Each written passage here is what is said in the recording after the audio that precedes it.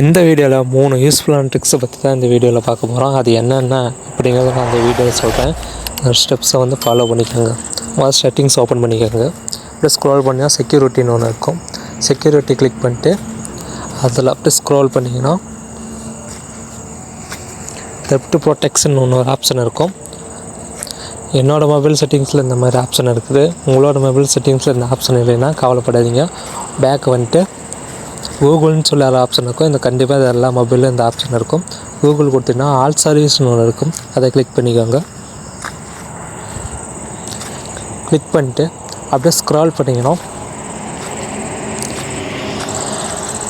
கீழே பார்த்தீங்கன்னா theft protection ஒரு ஆப்ஷன் இருக்கும். அதை வந்து கிளிக் பண்ணிக்கோங்க.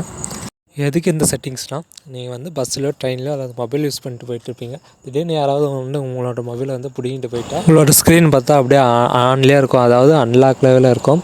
இந்த ஆப்ஷனை வந்து நீங்கள் எனேபிள் பண்ணிட்டீங்கன்னா யாராவது உங்களோட மொபைல் வந்து டக்குன்னு உங்களை கையிலேருந்து எடுத்துகிட்டு போயிட்டா வேகமாக எடுத்துகிட்டு போகிறப்ப இந்த மொபைல் வந்து திடீர்னு வந்து லாக் ஆயிரும். அதுக்காக தான் இந்த ஆப்ஷன் வந்து எனேபிள் பண்ண சொல்கிறோம்.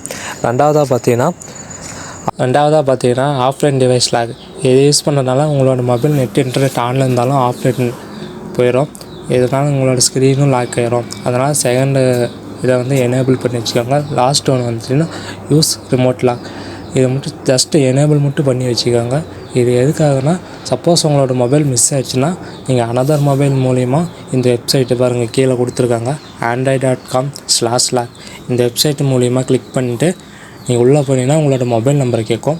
அந்த மொபைல் நம்பர் ஜஸ்ட் அதில் என்ட்ரு பண்ணிவிட்டு கீழே வந்து லாக் த டிவைஸ்னு ஒரு ஆப்ஷன் வரும். அதை வந்து நீங்கள் கிளிக் பண்ணிட்டீங்கன்னா உங்களோட மொபைல் பார்த்தீங்கன்னா லாக் ஆகிரும். இந்த 3 ட்ரிப்ஸுமே பார்த்தீங்கன்னா உங்களோட வந்து மொபைலோட டேட்டா ப்ரைவசியை மட்டும் சேஃபாக வச்சுருக்கான ஆப்ஷன் மட்டும்தான். இதை வச்சு உங்களோட மொபைல் கண்டுபிடிக்க முடியாது. ஜஸ்ட்டு இதை மட்டும் எனேபிள் பண்ணிச்சுன்னா உங்களோட டேட்டா மட்டும் நீங்கள் வந்து சேஃபாக வச்சுருக்கலாம். தெரியாத உங்கள் ஃப்ரெண்ட்ஸுக்கு இந்த வீடியோவை ஷேர் பண்ணுங்கள். வீடியோ பிடிச்சிருந்தால் லைக் பண்ணுங்கள். மறக்காமல் நம்ம சேனலை சப்ஸ்கிரைப் பண்ணுங்கள்.